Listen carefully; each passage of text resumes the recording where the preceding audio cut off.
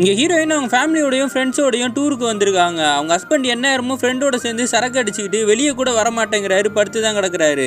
அப்போ இவங்களை சுற்றி காட்டுறதுக்காக ஒரு ஜீப் டிரைவர் வந்து கூப்பிட்டு போறாரு. ஹீரோயினா அந்த ஜீப் டிரைவரை பார்க்குறா. ஒரு மலை மேலே நிற்கும் போது என்ன மேலேருந்து கீழே குதிக்க போறீங்களான்னு ஜீப் டிரைவர் கேட்க, நான் சந்தோஷமாக தான் இருக்கேன், நான் எது குதிக்கணும்னு கேட்கும் போது சந்தோஷமாக இருக்கிறது வேற சந்தோஷமாக வாழ்றது வேறன்னும் போது வாயை முட்டு போடான்னு சொல்லிட்டு போயிடுறாங்க. நைட் அவங்க இருக்க ஹோட்டலில் கேம்ப் ஃபயர் போட்டு இந்த ஹீரோயினோ பாட்டு பாடிக்கிட்டு இருக்காங்க. அப்போ அவங்க புருஷன் வந்து ஃபுல் போதையில் அங்கே வேலை செய்கிற ஆள்கிட்ட போய் சண்டை போட்டுறாரு. ரூம்குள்ளே போயிட்டு ஏங்க இந்த மாதிரி பண்ணீங்கன்னும் போது இந்த பொண்ணை திட்டி விட்டுடுறான். நாளைக்கு ஷூட்டிங் இருக்குது, நீ அங்கே வரணும் அப்படின்னும் போது என்னாலாம் வர முடியாதுங்கன்றா.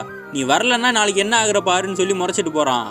அடுத்த நாள் ஹீரோயின் சொன்ன மாதிரியே அவங்க கூட ஷூட்டிங்க்கு போகாமல் அந்த ஹோட்டலில் தனியாக தான் இருக்கா. அந்த டிரைவரை வந்து ஒரு மரத்துக்கு மேலே மீட் பண்ணுறான். அவங்க 2 பேரும் பேசிகிட்டு இருக்கும்போது உங்களை பார்த்தா டிரைவர் மாதிரியே தெரியலையேன்னு கேட்டால், நான் டிரைவர்லாம் கிடையாது, ஐடி கம்பெனிலாம் யாராவது கூப்பிட்டாங்கன்னா நான் வந்து செயற்கையாகவே மரம்லாம் வளர்த்து கொடுப்பேன், அந்த வேலை தான் பார்த்துக்கிட்டு இருக்கேன்னு சொல்லிட்டு இருக்கான்.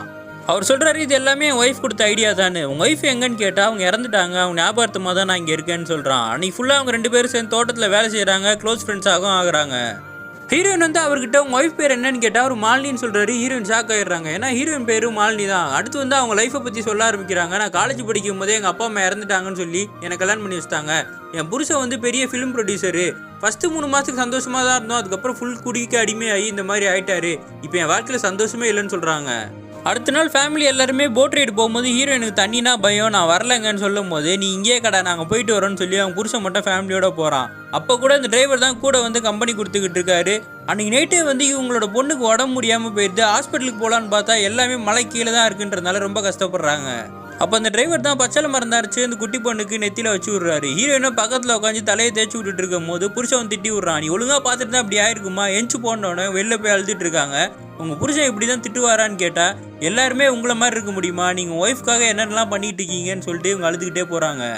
அடுத்த நாள் இந்த டிரைவரோ, எனக்கு பெங்களூரில் ஒரு வேலை வந்துச்சு, நான் கிளம்ப போகிறேன், அங்கே எனக்கு ஹெல்ப் பண்ண கூட யாருமே இல்லை, நீங்கள் வேணால் வரீங்களான்னு கேட்கும்போது இந்த பொண்ணு ஒரு மாதிரி பார்த்துக்கிட்டே நிற்கிறா. இல்லை நான் சும்மா தான் கேட்டேன், நான் வரேங்கன்னு சொல்லிட்டு அவன் வண்டி எடுத்துகிட்டு போகிறான். இந்த பொண்ணு நிஜமாவே அவர் விட்டு போன ஃபீலிங்கில் கண் கலங்கி நின்று அழுதுகிட்டு இருக்கா.